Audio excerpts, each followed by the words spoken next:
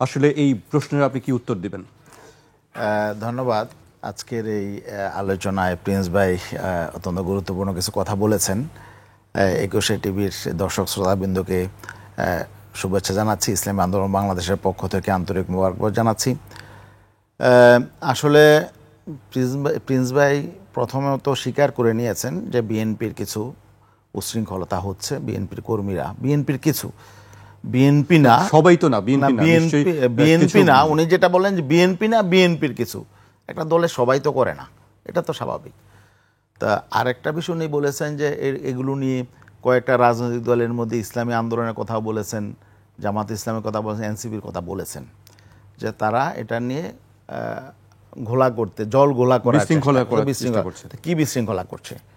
মূলত এই যে প্রিন্স ভাই যেটা বললেন যে ৭,০০০-এর মতো কর্মী সদস্য তাদের বহিষ্কার করছে, যদি আমরা এটা প্রতিবাদ না জানাইতাম তাহলে তো বহিষ্কারের প্রশ্ন আসতো না, তাই না? আমরা প্রতিবাদ জানাচ্ছি, এই জন্যে তারা বহিষ্কার করছে, উদ্যোগ নিচ্ছে, কিন্তু তারপরেও কিন্তু তাদের কোনো নিয়ন্ত্রণ কোথাও নেই। এটা তো স্পষ্ট হয়ে গেল যে আসলে বিএনপি এত বড় একটা দল, উনি বলছে সাগর মহাসমুদ্র, তো মহাসমুদ্র যদি নিয়ন্ত্রণহীন থাকে তাহলে তো সব সয়লাভ করে ফেলবে, সব ধ্বংস করে হয়ে যাবে। তো এখন বাকি আমরা কি ধ্বংস হয়ে যাব? মানে মানে মহাসমুদ্রের জলোচ্ছ্বাসে আমরা কি সব তলায় যাব? এটা তো হবে না। আমরা তো দেশটাকে রক্ষা করতে চাইব, আমরা নিজেদেরকে রক্ষা করার চেষ্টা করব। তো এই জন্যে এখানে একটা বিষয় হলো যে তিনি বলেছেন বিএনপি না, বিএনপির কিছু লোক, তাই না? ৭,০০০, তা ৭,০০০ মানে এক বালতি, আরও একটা সমুদ্র আছে, তো সেখানে তাহলে আর কি পরিমাণ তারা সারা দেশে বিভিন্ন রকম অপকর্ম করছে, নৈরাজ্য করছে, চাঁদাবাজি করছে, তাই না? এবং মানুষকে বিভিন্নভাবে হয়রানি করছে। ৭,০০০ যদি বহিষ্কারই করতে হয়, এর বাইরে আরও কারা আছে? বহিষ্কার কারা হয়? যারা প্রচারে আসে, মিডিয়ায় আসে, এরাই তো বহিষ্কার হয়, কিন্তু যারা নীরবে নিবৃত্তেই আকাম চালিয়ে যায় তারা তো বহিষ্কার হয় না। তাহলে কত লক্ষ কর্মী এই মাঠে চাঁদাবাজিতে লিপ্ত এবং বিভিন্ন রকম অপকর্মে লিপ্ত। আচ্ছা, তাহলে এটা এই বিষয়টা থেকে স্পষ্ট হয়ে গেল। আরেকটা বিষয় হলো যে কেন এই দলটা এমন হলো? এটা তো বাংলাদেশের এখন প্রধান রাজনৈতিক দল। এই দলটা যদি সঠিকভাবে তাদের মধ্যে যদি নিজেদের মধ্যে আত্মশুদ্ধি থাকতো, দেশপ্রেমে উদ্বুদ্ধ হয়ে যদি জনগণের স্বার্থে দেশের কল্যাণে কাজ করত, তাহলে তো এখানে কোনো সংকট থাকতো না, আমাদেরও আর প্রতিবাদ করার প্রয়োজন হতো না, তাই না? আমরা একটা নতুন দেশ বিনির্মাণের জন্য সবাই মিলে একাকার হয়ে কাজ করতাম।